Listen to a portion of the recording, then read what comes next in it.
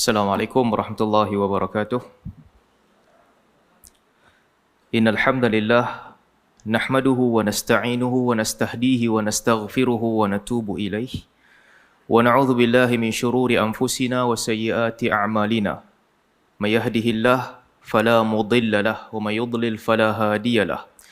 Wa ashhadu an la ilaha illallah wahdahu la syarika lahu wa ashhadu anna Muhammadan 'abduhu wa rasuluhu. Allahumma salli ala Muhammad wa ala ali Muhammad kama sallaita ala Ibrahim wa ala ali Ibrahim innaka Hamidum Majid. Wa barik ala Muhammad wa ala ali Muhammad kama barakta ala Ibrahim wa ala ali Ibrahim innaka Hamidum Majid. Amma ba'd.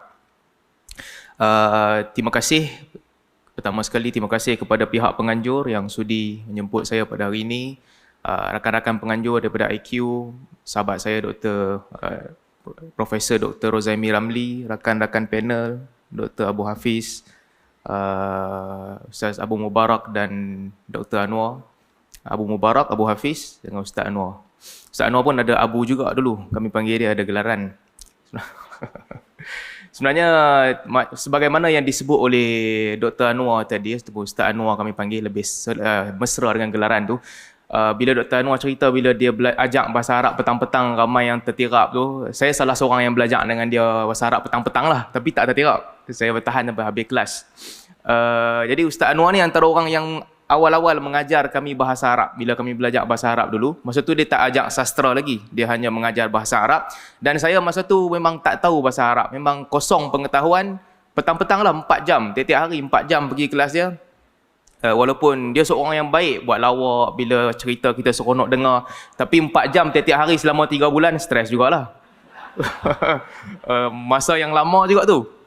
Jadi kami bila Ustaz Anwar lambat datang kelas, sama-sama kawan kami akan bagi gelaran. Kami bagi kat dia Abu Lihyah, sebab janggut dia macam tu daripada dulu sampai sekarang. Lihyah ni bahasa Arab janggut. Jadi kawan-kawan akan tanya dalam kelas lah, Abu Lihyah dah sampai ke belum? Kalau dia lambat sikit tu, kita alhamdulillah boleh rehat sekejap. Bila Ustaz Anwar sampai, alamak, 3 jam lah. Kelas tu 3 jam, short sem. 3 jam belajar bahasa Arab dengan Ustaz Anwar dulu, masa short sem. Ala kulli hal, itu cerita lama masa kat UIA. Jadi rakan-rakan panel, Abu Mubarak, Abu Hafiz dengan Dr. Abu Lihyah, Ustaz Anwar. Datuk Mufti juga. Terima kasih banyak-banyak yang bersama pada hari ini. Saya diberi tajuk untuk bercerita tentang Dr. Yusuf Al-Qaradawi dan juga bagaimana pandangan beliau tentang berinteraksi dengan sunnah Nabi SAW. Tajuk ini adalah tajuk yang saya fikir tuan-tuan dan puan-puan yang mengikuti kuliah-kuliah sunnah, mungkin tuan-tuan sedia maklum. Semua benda yang saya nak cakap ni tuan-tuan sedia maklum. Sebab ia tajuk yang selalu diulang-ulang dan manhaj ataupun metod beliau di dalam berinteraksi dengan sunnah bukanlah satu perkara baru. Ini perkara yang sering diulang-ulang dan selari dengan ramai tokoh-tokoh pembaharuan lain. Tetapi tajuk ini sangat penting untuk diketahui. Walaupun dia asas, sangat penting untuk diketahui. Di UIA dulu, masa saya belajar UIA dulu, kami wajib ambil salah satu subjek tu, subjek berinteraksi dengan sunnah. Dan buku yang dibaca pada ketika itu adalah buku Kaifa Nata'amal Ma'as Sunnati Nabawiyah. Bagaimana kita berinteraksi dengan sunnah Nabi SAW. Masa tu ini subjek wajib. Artinya dalam satu semester, buku ni tak banyak, lebih kurang dalam 200 muka surat, kita akan baca setiap satu patah perkataan dengan guru dan ulas. Masa tu yang mengajar kami Dr. Fathuddin Bayanuni. Ulas setiap patah perkataan dalam buku Kaifa Nata'amal Ma'as Sunnah. Saya tak tahu sekarang ni masih ada ataupun tidak di UIA ataupun di pusat-pusat lain. Tapi ini satu ilmu yang penting yang kita belajar, melihat bagaimana beliau menyusun tentang cara berinteraksi dengan sunnah. Saya masuk UIA dulu pun, cerita sikit lah, tuan-tuan pun dah 4 jam duduk, penat kan. Jadi saya keluar sikit daripada tajuk sebelum masuk ke tajuk ni. Ini mungkin salah satu keputusan yang tepat saya buat kot untuk masuk UIA. Jadi lepas SPM dulu, lepas siap SPM, result saya agak bagus lah juga. So maksudnya confident lah, minta kat mana pun first choice insya-Allah akan dapat. Selagi tak minta medik lah, minta medik confirm tak dapat. Jadi first choice tu insya-Allah memang akan dapat. Saya antara orang yang saya konsult adalah Datuk Mufti masa tu. Saya tanya, "Ustaz, saya nak isi apa ni borang UPU?" Datuk Mufti pun masa tu belum jadi mufti, beliau kata, "Isi UIA lah first sebab kawan-kawan kita ramai kat sana." Saya pun tak tahu, tak kenal siapa kawan-kawan, isilah UIA sebagai first option. Jadi alhamdulillah diterima masuk ke UIA Quran Sunnah. Masa tu barulah kenal, barulah tahu apa yang beliau maksudkan dengan kawan-kawan. Ni semualah Ustaz Khairul Anwar, Dr. Razak, Ustaz Arif, Abu Hafiz. Inilah kita pun kenal di situ dan seterusnya. Banyak perkara yang kita belajar. Antara perkara yang penting adalah bagaimana berinteraksi dengan sunnah Nabi sallallahu alaihi wasallam. Saya nak ringkaskan tentang tajuk ini. Kalau boleh ke muka surat seterusnya. Boleh tak? Yang kontrol tu. Okey. Bagaimana berinteraksi dengan sunnah? Asasnya, apa yang digariskan oleh Dr. Yusuf Al-Qaradawi, dan ini perkara asas yang kita semua tahu, Allah Subhanahu wa taala berkehendak untuk kita mengamalkan syariat. Likullin ja'alna minkum syir'atan wa minhaja. Kami jadikan untuk setiap daripada kamu syariat-syariat dan jalan-jalan untuk kamu ikut. Ini Allah nak kita ikut. Tetapi kita tak ada interaksi langsung dengan Allah Subhanahu wa taala. Kita tak boleh cakap dengan Allah Subhanahu wa taala. Kita tak tahu apa yang Allah nak daripada kita. Maka bertitik tolak daripada kita diwajibkan untuk mengikut syariat, Allah wajibkan kita, tapi kita tak boleh cakap dengan Allah taala. Wa ma kana li basharin an yukallimahu Allahu illa wahyan aw min wara'i hijab aw yab'atha rasulan fayuhiya bi idnihi ma yasha. Allah Ta'ala sebut, tidak ada seorang pun yang boleh berbicara dengan Allah Subhanahu wa taala melainkan wahyu, ataupun di sebalik hijab, ataupun Allah utuskan Rasul, serta melalui Rasul itu Allah wahyukan apa yang Allah kehendaki. Ini 3 sahaja cara untuk kita tahu apa Allah Ta'ala nak daripada kita. Wahyu. Ada siapa-siapa dapat wahyu kat sini? Tak ada. Kita tak ada wahyu. Bercakap di sebalik hijab. Ini keistimewaan Nabi Allah Musa alaihi salam, bercakap di sebalik hijab. Yang tinggal hanyalah Allah utuskan Rasul, lalu Allah utuskan bersama dengan Rasul itu wahyu untuk diikuti. Saya tak nampak skrin, benda ni lindung. Tapi nak buat macam mana? Kalau ubah, boleh ubah? Masih? Baik. Maka Allah Subhanahu wa taala utuskan Al-Quran dan juga Rasul. Pertama sekali, sebelum kita masuk tentang sunnah, bila kita berbicara tentang Al-Quran, berbicara tentang Al-Quran adalah mudah kerana tidak ada perbahasan tentang ketepatan Al-Quran dan juga Al-Quran sebagai sumber hukum. Ini tidak dibincang. Setiap satu huruf di dalam Al-Quran dijaga dengan rapi, dihafal dan ditulis. Tidak ada ruang untuk ditambah ataupun ditolak.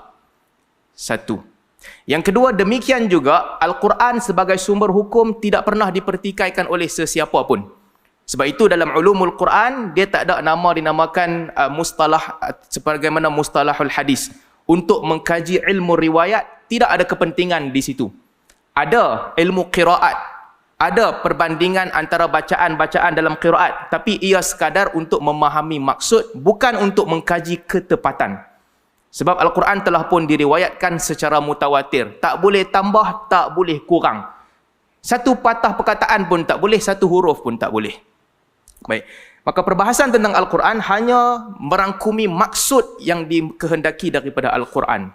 Berbeza dengan hadis Nabi SAW.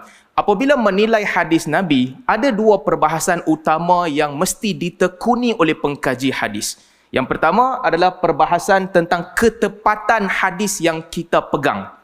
Dan yang kedua, perbahasan tentang apa maksud di sebalik hadis yang kita terima itu. Jadi Dr. Yusuf Al-Qaradawi, ini 2 aspirasi yang beliau bawa dan beliau ketengahkan. Isu yang pertama, tentang ketepatan hadis. Dr. Yusuf Al-Qaradawi, ini keistimewaan dia. Sebagaimana yang disebut oleh Datuk Mufti dalam pembentangan pertama tadi, Ustaz Abu Mubarak juga sebut, beliau berbeza dengan ramai orang yang melaungkan slogan maqasid, menjaga maqasid dan sebagainya. Beliau berbeza dengan mereka. Kenapa? Salah satunya kerana beliau sangat berpegang teguh dengan disiplin ulama hadis. Dr. Yusuf Al-Qaradawi, kalau tuan-tuan baca buku-buku dia, yang saya pun tak baca ke semua tu, tapi kalau baca kebiasaan buku-bukunya, kita faham bahawa beliau bukanlah seorang yang menekuni ilmu naqdil hadis. Dia bukan seperti Al-Albani, Ahmad Syakir ataupun Al-Arnaud. Dia bukan level macam mereka. Dia tidak menekuni ilmu naqdil hadis. Tetapi beliau sangat bersungguh-sungguh untuk memastikan hadis yang sahih diikuti, hadis yang tak sahih ditinggalkan di tepi. Kalau kita masuk isu yang kedua saya sebut tentang keaslian, ini antara perkara yang sangat dititik beratkan oleh Dr. Yusuf Al-Qaradawi. Tuan-tuan bayangkan, buku yang dia tulis daripada tahun 60-an, 70-an, ataupun macam Kaifa Nata'amal Ma'as Sunnah pada 80-an, beliau memberi nasihat yang sangat penting. Kita berdepan dengan masalah yang besar dalam fiqh dan juga tafsir. Banyak mufassir, mereka tidak memberi perhatian kepada kesahihan hadis. Demikian juga banyak fuqaha di dalam penulisan fiqh mereka tidak memberi penelitian kepada kesahihan hadis. Ini antara reform yang diajarkan oleh Dr. Yusuf Al-Qaradawi. Kena ubah situasi ini. Ada ramai ulama-ulama yang bagus di dalam hadis yang mesti dirujuk untuk mengkaji kesahihan hadis dalam mana-mana mazhab. Kalau nak baca kitab mazhab Syafi'i, Al-Qaradawi sebut, lihat takhrij yang ditulis oleh Ibnu Hajar dalam At-Talkhis Al-Habir. Lihat untuk menentukan tahap hadis. Kalau mazhab Hanafi, lihat apa yang ditulis oleh Az-Zailai contohnya dalam Nusubur Rayah. Dan beliau juga sebut, lihat apa yang ditulis. Kalau Hambali, lihat apa yang ditulis oleh Al-Albani dalam Irwa' Al-Ghalil. Ini sangat dititik beratkan oleh beliau. Periksa kesahihan hadis, yang sahih diterima, yang daif, pendirian beliau adalah hukum tidak terbit dari situ. Fadailul a'mal boleh. Untuk menggalakkan orang melakukan amalan, ada penilaian. Tetapi hukum tidak terbit di situ. Jadi ini asas pertama yang dititik beratkan oleh Dr. Yusuf Al-Qaradawi. Beliau sebut ramai nama ulama-ulama yang beliau suruh baca dan lihat tulisan mereka. Ahmad Syakir, baca tulisannya. Habibur Rahman Al-A'zami, baca tulisannya. Nama-nama besar, Syu'aib Al-Arnaud, dalam bukunya beliau sentiasa sebut, tolong baca buku orang-orang ini sebelum kamu terjun ke dalam hadis, kerana untuk mengetahui kesahihan ataupun tidak. Itu tentang intipati. Yang kedua, sebelum kita pergi kepada masalah yang ketiga tu, diterima ataupun ditolak, yang kedua sahih ataupun dhaif, sebagai sumber. Dr. Yusuf Al-Qaradawi juga, ini antara keistimewaan beliau. Ramai orang nak reform, tetapi dalam jalan mereka untuk reform, mereka tinggal hadis ke tepi, buang hadis ke tepi, sahih pun buang, dhaif pun buang. Kami ikut maqasid syariah. Maqasid syariah macam ni. Dr. Yusuf Qaradawi membantah pemikiran ini. Pada beliau, hadis mesti ditekankan sebagai sumber hukum yang utama selepas Al-Quran. Beliau menjawab dua persoalan yang ditimbulkan. Orang dulu zaman dahulu, para pengkritik ataupun anti hadis dulu, mereka timbulkan persoalan ini. Mereka kata hadis ni zonni saja. Zonni saja. Alah, hadis sahih tu pun zonni. Hadis palsu ni pun zonni saja. Nak ikut boleh, tak nak ikut tak apa. Ataupun sebahagian lagi kata zonni saja. Kalau kamu nak pegang yang ni pun boleh, kalau nak pegang tafsiran lagi satu pun boleh. Betul lah, tafsiran kamu tu memanglah kalau ikut dasar ilmu dia paling kuat, tapi zonni saja. Ada kemungkinan tafsiran lagi satu ni pun betul juga. Ini diperangi oleh Dr. Yusuf Al-Qaradawi. No, hadis adalah ilmu. Hadis adalah sains. Tak boleh bercakap tentang hadis melainkan dengan dasar ilmu. Bukan semua zonni itu sama. Tak, bukan semua zonni itu sama. Satu khabar yang tidak ada sumber, ya, dia zonni, tak ada sumber. Satu khabar yang ada sumber, cuma sumber itu tidak sampai ke tahap qat'i. Sumber itu tidak mutawatir, tapi sumber itu tarajjaha janib as-sidq. Berkemungkinan besar dia betul. Dan bukti-bukti menunjukkan bahawa khabar tu betul. Qaradawi kata ini kena pegang, tak boleh tolak. Hadis sahih, meskipun kamu kata dia zanni, kamu kena pegang. Tak ada orang boleh datang, tiba-tiba dia kata, aku tak tahulah bapak aku ni, bapak aku kan bukan bapak aku. Sebab tak ada dalil qat'i bapak aku tu bapak aku. Sebab aku tak pernah buat DNA lagi, tak tahu. Tapi kalau aku buat DNA sekalipun, satu mesin saja, tak tahu bapak aku tu betul ke, mesin tu betul ke tak betul. Kalau pakai 3 mesin pun, berapa seorang je yang cek mesin DNA tu, jadi tak tahu betul ke tak betul. Jadi aku tak tahulah bapak aku ni siapa. Tak ada siapa akan buat ayat macam tu. Meskipun kita tahu bapak kita tu bapak kita dengan dalil zanni. Tak ada siapa pergi buat 3 mesin DNA, setiap mesin tu run by 10 orang, jadi 30 saksi. Tak ada siapa pernah buat macam tu. Kita tahu bapak kita tu bapak kita dengan dalil zanni. Tetapi kita tidak pernah mempertikaikannya. Dia tak boleh pergi kata, ya dia ni pun bapak aku. Tapi ada kemungkinan dia tu pun bapak aku juga. Ada orang buat macam tu? Tak ada siapa akan buat macam ni. Ini antara kritikan Dr. Yusuf Al-Qaradawi kepada orang yang kata zonni sahaja, yang ni pun boleh pegang, yang tu pun boleh pegang. Dia kritik keras. Hadis ada disiplin. Kalau kamu tak tahu disiplin itu, baca apa yang ditulis oleh Az-Zailai, Ibn Hajar Al-Asqalani, Al-Albani, Ahmad Syakir dan sebagainya. Baca apa mereka tulis, jangan buat pandai sendiri. Itu yang pertama. Yang kedua, Al-Qaradawi juga menjawab tuduhan anti hadis moden. Anti hadis moden pula trendnya lain. Mereka mempersoalkan yang cukuplah dengan Al-Quran, hadis tak payah kot. Pegang Al-Quran telah memadai. Ini juga dikritik oleh Al-Qaradawi dengan kritikan yang keras. Al-hadis berfungsi sebagai penjelas kepada Al-Quran. Beliau membawakan perkataan Al-Imam Al-Auza'i. Al-Auza'i kata, Al-Quran ahwaju minas sunnah ila Al-Quran. Al-Quran ahwaju ila sunnah. Al-Quran memerlukan kepada sunnah, lebih daripada sunnah memerlukan kepada Al-Quran. Perkataan ini dibantah oleh Imam Ahmad. Imam Ahmad kata tak boleh. Yang sesuai hanya kata Al-Quran sunnah mubayyin lil Quran. Sunnah menjelaskan Al-Quran. Tapi Al-Qaradawi bawa dua-dua. Nak menunjukkan bahawa Al-Quran tertakluk kepada tafsiran di dalam hadis. Tak cukup sekadar berpegang dengan Al-Quran. Tafsirannya mesti datang daripada hadis. Tak cukup sekadar berpegang dengan Al-Quran. Ini juga poin yang penting untuk membantah ramai orang yang mendakwa mereka reformis, tapi dia nak reform macam mana? Dia sekadar baca ayat-ayat Al-Quran, daripada bacaan dia tu dia buat keputusan, keluarkan hukum, dah memadai. Hadis-hadis dia buat tak tahu. Ini dua isu yang dijawab oleh Dr. Yusuf Al-Qaradawi. Yang ketiga, Dr. Yusuf Al-Qaradawi juga menilai bahawa hadis dinilai intipatinya sahih ataupun tidak. Dia bukan sekadar rantaian perawi, rantaian orang yang meriwayatkan hadis itu, tapi intipatinya dinilai. Ini isu penting. Ramai orang mendakwa dia mengkaji hadis. Dia tengok hadis tu, dia kata, oh hadis ni tak kena dengan Al-Quran, pum, tolak, buang tepi. Dia tengok hadis ni pula, dia kata, oh hadis ni macam tak logik, dia tolak, buang tepi. Dia tengok lagi satu hadis pula, dia kata hadis ni ulama tak pakai, dia buang tepi. Al-Qaradawi menegaskan bahawa ini bukan kerja orang awam yang tidak mendalami ilmu naqdil hadis. Kena faham. Tuan-tuan bayangkan, tahap dia yang sebagaimana disebut oleh panel sebelum ni, dengan kehebatan ilmu dia, ada bab yang dia tawakuf. Ada bab yang Qaradawi rasa nampak macam hadis ni tak berapa clear. Maksudnya nampak macam tak kena dengan gambaran syarak. Tetapi apabila muhaddisin katakan hadis tu sahih, Qaradawi kata bab ni aku tawakuf. Aku tak berani nak tolak. Nampak tak kuatnya disiplinnya berpegang dengan apa yang ditulis oleh ulama hadis. Antaranya Al-Qaradawi sebut salah satu hadis yang dia baca. Dia baca zaman Qaradawi tak ada maktabah syamilah lagi macam kita.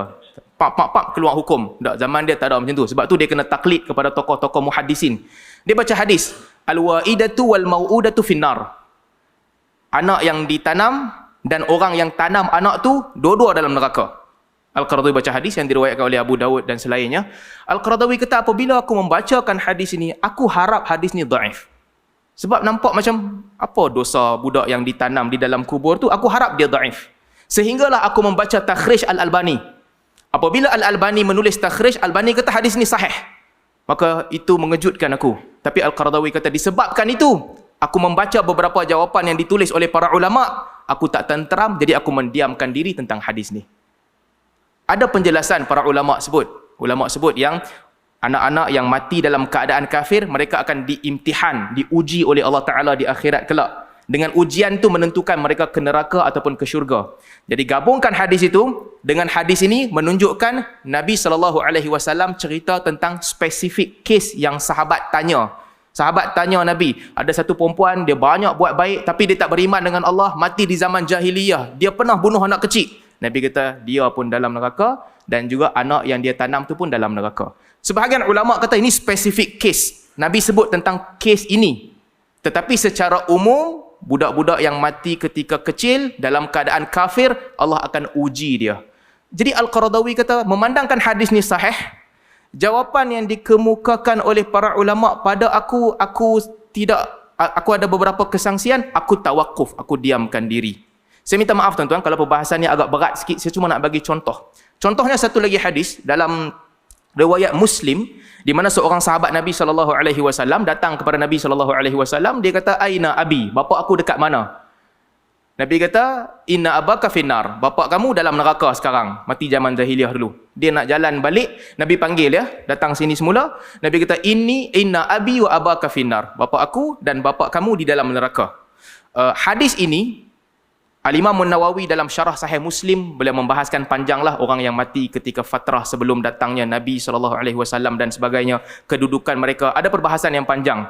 Al-Qaradawi sebut, di kalangan guru-gurunya ada yang membantah hadis ini. Kerana hadis ini tak tepat. Apa salah bapa Nabi SAW sehingga dihukum begitu? Tak tepat, hadis ni kena buang di kalangan guru-guru dia. Ada orang yang mentakwil hadis ni. Mereka kata bapa tu maksudnya bapa saudara Nabi SAW, Abu Talib, bukan Abdullah. Qaradawi kata hadis ini sahih, diriwayatkan oleh Muslim. Aku tak ada jawapan, disebabkan itu aku diamkan diri. Jadi saya nak sebut ini metod Qaradawi. Walaupun orang kritik dia dengan pelbagai kritikan, tetapi dia satu tokoh yang berpegang dengan disiplin hadis. Cuma dalam masa yang sama, apabila beliau menyebutkan tentang hadis-hadis yang memang tak masuk akal, bercanggah dengan syarak, sanadnya dhaif, tak ada penjelasan, dia bantah.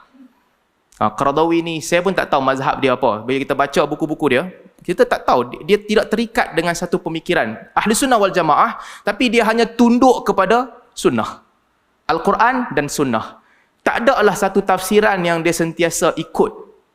Dia sebut yang paling dekat dengan dia Ibn Taymiyah, bahkan mungkin Ibn Taymiyah yang paling dia sayang. Tetapi dia kata tulisan Ibn Taymiyah tentang majaz, aku tak setuju dengan Ibn Taymiyah. Kata dia tak setuju dengan Ibn Taymiyah dalam bab tu. Tapi bila balik kepada cerita kita, kat mana tadi last year? Lupa dah. Tentang intipati. Contohnya ada hadis. Para mufassirin meriwayatkan hadis ni, Mufassirin meriwayatkan.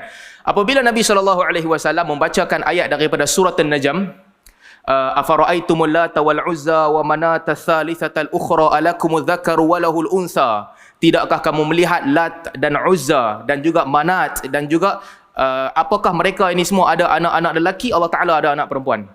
Ulama tafsir meriwayatkan satu riwayat. Ketika Nabi SAW bacakan ayat ni, Nabi tersilap baca.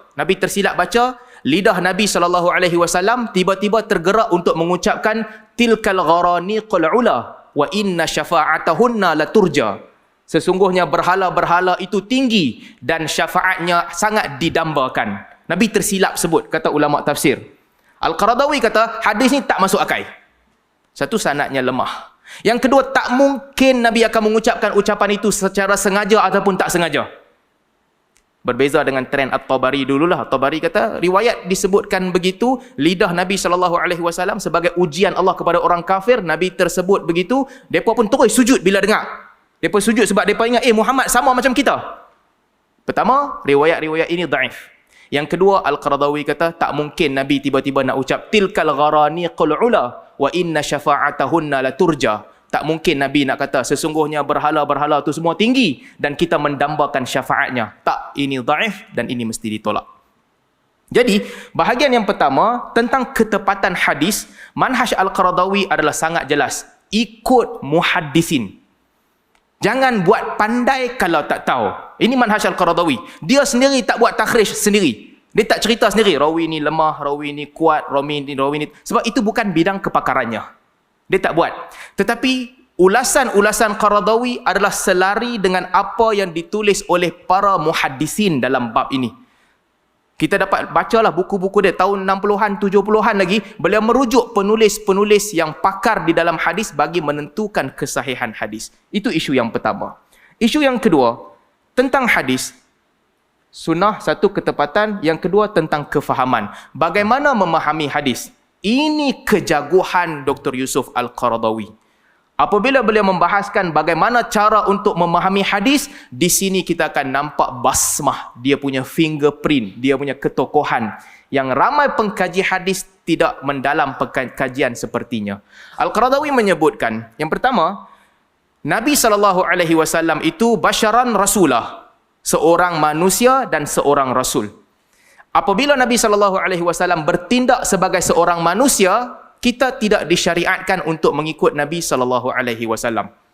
Baik, apa yang Nabi buat sebagai manusia? Ma li hadzal rasul ya'kulu ta'am wa yamshi fil aswaq. Orang jahiliah kata, mana boleh dia ni jadi nabi, dia makan sama macam kita, dia pergi jalan kat market sama macam kita jalan. Jahiliah kata begitu. Qaradawi sebut, makan, jalan, tidur, minum, ini semua bukan hukum-hukum syarak. Siapa nak makan, makan. Siapa tak mau makan, dia tak makan, cuma dia mati je lah lepas tu. Ini terpulang masing-masing, tak ada kena-mengena dengan hukum. Survival sebagai manusia, ini lain. Ini cerita kamu. Yang kedua, tingkah laku Nabi SAW sebagai seorang lelaki Arab. Ini juga kita tidak dituntut untuk mengubah bangsa kita untuk menjadi bangsa orang Arab. Tidak dituntut untuk jadi Arab. Jadi, apa sahaja yang dilakukan oleh Nabi SAW, yang tidak ada tuntutan agama, sekadar memenuhi apa yang dilakukan oleh bangsa Arab, ini juga tidak dituntut. Yang ketiga, Al-Qaradawi menyebutkan, apa sahaja yang menjadi tabiat Nabi SAW, ini tidak dituntut. Ada hadis kata Aisyah radhiyallahu anha, setiap kali selepas Nabi SAW solat sunat sebelum subuh, Nabi akan baring di atas syaqqihil aiman, tidur di atas lambung sebelah kanan, Nabi akan baring. Ibn Hazmin katakan ini sunnah. Qaradawi kata yang ni bukan sunnah. Itu kamu tak dituntut untuk ikut. 2 rakaat sebelum subuh, ya, kamu kena ikut. Tetapi tidur lambung kanan selepas subuh tu, itu tak perlu. Selepas solat subuh, sunat subuh, itu tak perlu, tak dituntut. Nabi buat. Kalau kamu buat atas kecintaan kepada Nabi SAW, sebagaimana Ibnu Umar ikut cara Nabi SAW berjalan wadi yang Nabi jalan, dia pun jalan dekat situ juga, itu okey. Kerana kecintaan. Tapi kamu tidak dituntut untuk mengikut Nabi SAW atas bab yang Nabi suka sebagai manusia. Nabi suka makan dubak ke terung? Terung kan? Dubak tu apa? Labu, sorry. Baik ada cikgu saya bahasa Arab. Nah, Nabi suka makan dubak. Kita tak dituntut. Siapa suka dia makan, siapa tak suka dia tak payah makan. Bila makan kambing, Nabi makan katif. Katif apa pula Ustaz?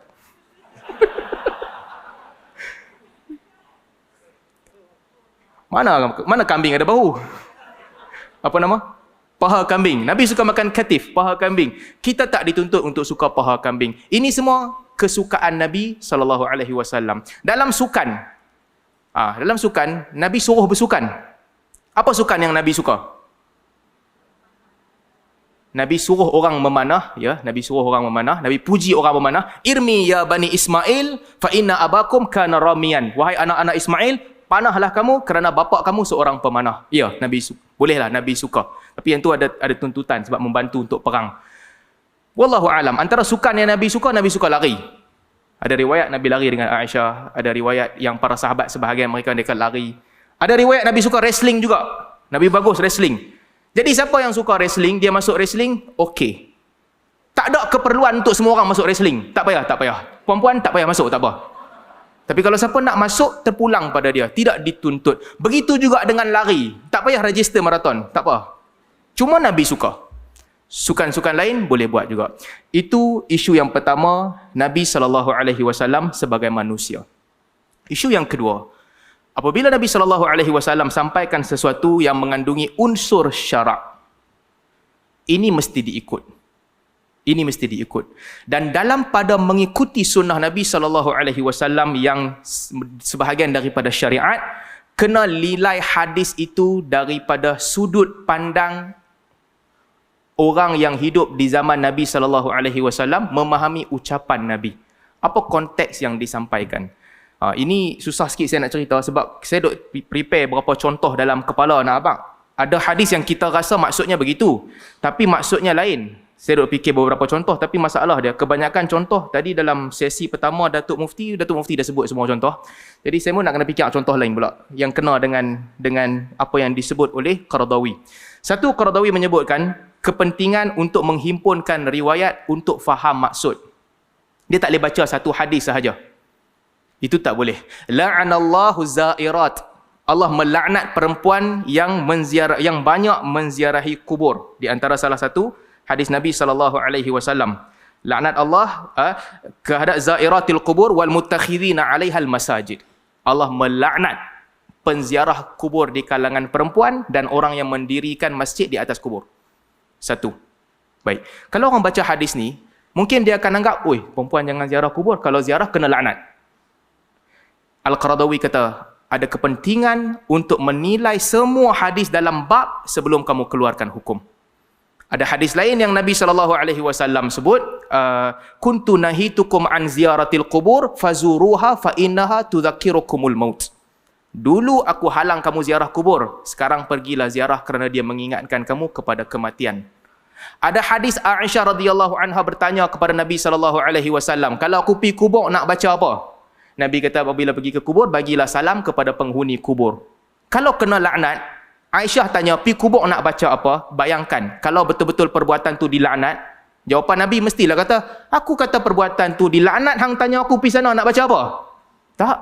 Tapi Nabi SAW cerita, kalau pergi ke kubur, ada bacaan salam kepada penghuni kubur. Al-Qaradawi menghimpunkan riwayat-riwayat ini menunjukkan bahawa kesimpulannya, yang dilaknat adalah zairat yang yukthirna ziyarah. Dia suka selalu berziarah dan dia suka sedih. Dia suka sangat pergi ziarah dan setiap kali dia ziarah tu menghidupkan kesedihan. Mereka ini kelompok yang dilaknat. Tak ada apa-apa, duduk saja-saja. Dia suka bila pergi, ada masa sahaja dia pergi, dan bila dia pergi, dia hidupkan kesedihan. Ini perempuan Arab jahiliah banyak yang perangai begitu. Bila mereka masuk jumpa sama-sama mereka akan mula niyahah. Mereka akan mula meratap kematian. Biasanya dia akan berlaku awal-awal kematian lah. Orang tu mungkin kematian suami dia. Dia tengah sedih, menangis, dia baru rehat. Setiap kali tetamu mai, tetamu akan cerita, laki hang ni dulu bagus, dia tolong orang, dia menangis balik, menangis 2-3 minit. Selesa Ustaz. Mai lagi seorang tetamu, aku pun sedih juga laki hang mati. Laki aku mati, hang sedih pasal apa? Semua orang duk cerita sedih, dia penat dengan kesedihan. Budaya ni kalau dibawa-bawa, itu yang disebutkan kesimpulan Al-Qaradawi. Zairat yang dilaknat adalah orang-orang yang sentiasa banyak menziarahi kubur dan dia duk hidupkan kesedihan ini sahaja. Bukan orang yang menziarahi kubur sebagaimana kebiasaan orang lain, sekali-sekala apabila sampai waktu dia pergi ziarah kubur. Itu satu. Yang kedua, Al-Qaradawi juga menekankan kepentingan untuk kadang-kadang perlu kepada tarjih. Perlu kepada tarjih ataupun memilih pandangan yang tepat apabila hadis-hadis nampak macam berbeza. Ini penting. Dia tak boleh baca satu hadis sahaja. Nampak berbeza. Ada hadis yang Nabi SAW, masalah dia Datuk Mufti ambil semua contoh tadi, saya nak keluar contoh pun susah dah. Tentang family control. Family control. Suami dan isteri, mereka bersama dalam keadaan tak mau anak. Al-azal. Al-Qaradawi bahaskan isu ni. Dalam hadis, ada hadis meriwayatkan azal ni adalah mau'udatul mukhfiyah, wa'adul khafi. Wa'adul khafi. Pembunuhan yang tersembunyi. Baik. Ada orang dia pegang hadis ni sahaja, mereka kata tak boleh. Tak boleh melakukan family control. Tak boleh. Allah Ta'ala bagi rezeki kepada siapa yang Allah nak. Allah Ta'ala tak bagi rezeki kepada siapa yang Allah tak nak. Orang tu kalau jenis subur, 16 anak lah dia beranak, tak boleh kontrol. Kalau ikut hadis ni sahaja. Tetapi Al-Qaradawi menekankan bahawa tak boleh, kena lihat ke semua konteks. Ada hadis yang Nabi SAW kata, orang kata Yahudi mendakwa bahawa azal ini adalah qatlus saghir, pembunuhan kecil-kecilan. Nabi kata tak, ia bukan pembunuhan kecil-kecilan. Kalau Allah nak bagi rezeki, kamu buat azal pun kamu akan terlajak dan dapat juga anak. Satu. Ada hadis para sahabat bagi tanya Nabi sebut, kunna na'zil wal Qur'an yanzil. Kami melakukan family control ni, tetapi Al-Quran sedang turun ketika itu dan Quran tak larang pun kami.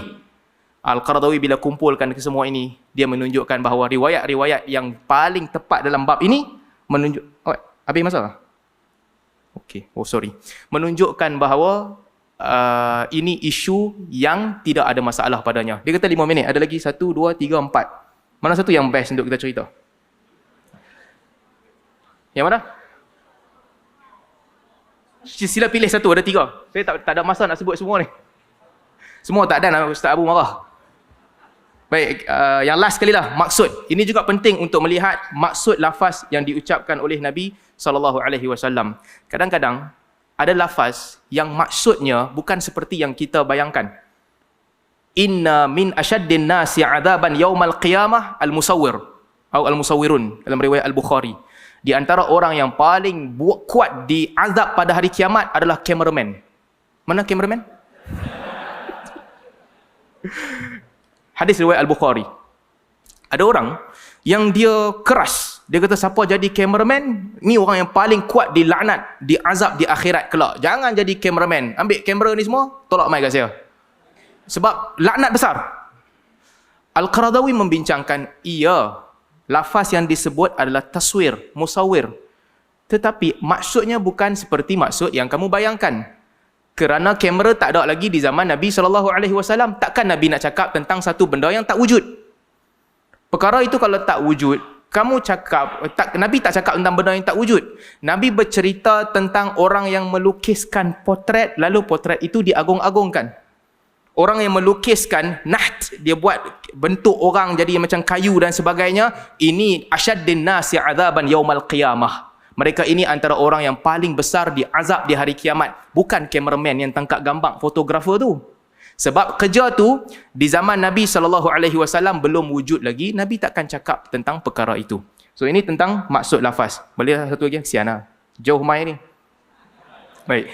Seterusnya, antara perkara penting juga adalah untuk melihat kepada tujuan serta jalan. Kadang-kadang Nabi SAW apabila bercerita tentang sesuatu, Nabi cerita itu, kata Al-Qaradawi, itu sekadar tujuan, bukan jalannya. Itu sekadar tujuan, bukan matlamatnya. Contoh, salah satu contoh yang Qaradawi sebut. Ada dua contoh. Satu tentang zakat, Datuk Mufti sebut tadi. Qaradawi buat cerita tentang ni lah. Qaradawi kata, kalau kamu nak semua orang keluarkan sa' minat tamar pada hari raya, di antara solat subuh dengan semayang raya, semua orang nak bawa keluar satu gantang beras ataupun tamar, pagi tu, Qaradawi kata, Kahirah ada 20 Muslim. Hampa nak pergi cari kat mana beras? Fikir logik kan? Kahirah sahaja ada 20 juta Muslim. Siapa nak jual beras sebanyak tu pada pagi raya? Kalau ambil beras sebanyak tu pada pagi raya, nak distribute kat orang miskin nak buat apa? Katakanlah dalam dewan ni ada 600 orang. Yang miskin saya seorang je. Semua orang bagi beras satu gantang. Saya nak buat apa? Maka persoalan ini ditimbulkan oleh Qaradawi. Menunjukkan bahawa yang lebih baik adalah ganti dengan nilai. Yang kedua, contoh ni last. Yang kedua, tentang melihat hilal. Ada hadis Nabi SAW yang Nabi sebut, sumu li ru'yatiha wa aftiru laha. Bila kamu tengok bulan, kamu puasalah. Apabila kamu nampak bulan juga, kamu bukalah puasa. Fa in ghummiya alaikum fa'iddu iddah ataupun faqdiru. Dalam riwayat, sebahagian riwayat disebutkan lafaz-lafaz yang berbeza. Kalau tertutup bulan tu kamu tak nampak, maka kamu kirakan. Ataupun dalam sebahagian riwayat disebutkan cukupkan 30. Ada perbezaan riwayat. Jadi riwayat ni menceritakan bahawa nak puasa tengok bulan, nak raya juga tengok bulan. Al-Qaradawi membawakan perkataan Ahmad Syakir. Ahmad Syakir, Qaradawi kata, kita sedang hidup di zaman yang moden. Zaman moden tu bila? Tahun 1986. Qaradawi kata, kita di zaman moden. Moden bagi dia 1986 lah. Bayangkan Ahmad Syakir yang hidup di zaman klasik, menulis pada tahun 1940-an ke 50-an. Itu klasik. 87 moden. Zaman ni tak tahu apalah dia nak panggil. Yang penting dia kata, Ahmad Syakir menulis bahawa melihat hilal itu bukanlah satu tuntutan bimakna kalimah, mesti melihat hilal. Tetapi dia untuk menentukan mekanisme yang wujud dan tersebar pada zaman itu adalah hilal. Kamu tengok bulan, kamu puasa dan kamu raya. Perkiraan zaman kita, ini kata Ahmad Syakir, tahun 50-an, 40-an. Ahmad Syakir kata, pada zaman kita, kita boleh projek pergerakan bulan dengan ketepatan yang sangat baik. Kita tahu di mana ketinggian bulan berapa, lencong dia berapa, umur dia berapa sebelum terbenam pada hari Syawal dan juga Ramadan. Pada zaman kita yang moden ni, kita boleh projek. Sekali lagi, moden ni maksudnya 50-an. Maka dengan itu, kata Ahmad Syakir, keutamaannya adalah melakukan hisab. Al-Qaradawi bila ulas pada tahun 1986, dia kata, kalau tak mau setuju semua dengan Ahmad Syakir ni pun tak apalah. Tapi sekurang-kurangnya setuju dengan dia untuk menentukan hari-hari yang mustahil untuk raya. Mustahil untuk raya. Sebab kadang-kadang, biasa di kampung-kampung Arab ni, orang yang tengok bulan orang tua. Kerja tu dia buat daripada muda sampai tua. Budak muda tak berani. Budak muda kata, tak mau, ya aku salah. Tengok nak tanggung dosa berjuta orang tak puasa. Budak muda tak berani. Yang tinggal, orang tua yang mata tak berapa betul dah. Sampai ketua dia je buat kerja tu. Dia pergi tengok bulan tu. Dia perhati bulan tu. Kadang-kadang dia punya bulu mata jatuh sikit, tak, dia ingat bulan. Bulan. Raya.